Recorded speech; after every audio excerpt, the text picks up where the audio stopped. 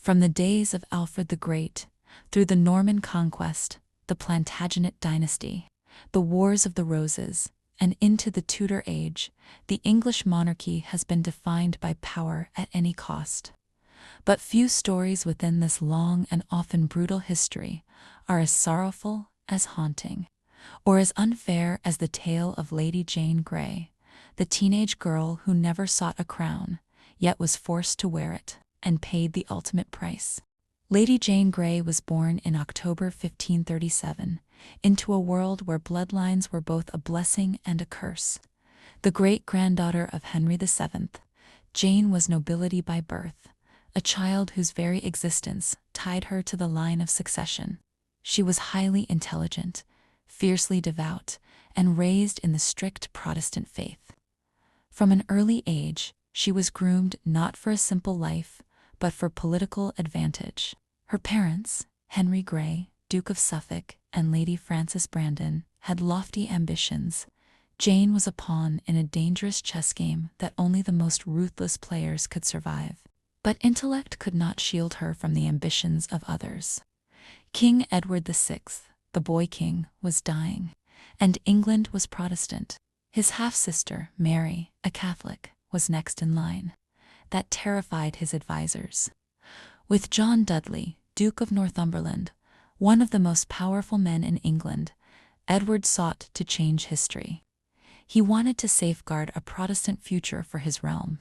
They bypassed Mary and Elizabeth, and named Jane Grey as Edward's heir.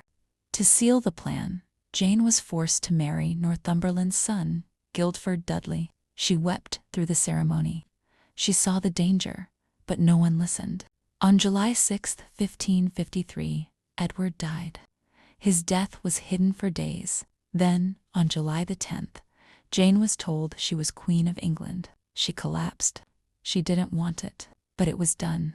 She was paraded through London, named Queen at the Tower. She signed documents. She wore the crown, but behind her eyes, fear. Perhaps she knew Mary would come for her crown. The plan crumbled in days. The people rose for Mary. Protestant or not, she was Henry VIII's daughter. She was the rightful heir. Support flooded in. Nobles switched sides. Even Jane's own father abandoned her. On July 19th, after just 9 days, Jane was deposed. Mary was queen, and Jane was a prisoner in the Tower. At first, Mary showed mercy. Jane was a pawn, not a threat. She might have lived, but rebellion struck again. In early 1554, Jane's father joined Wyatt's rebellion to stop Mary marrying a Catholic Prince Philip of Spain. That was the final blow.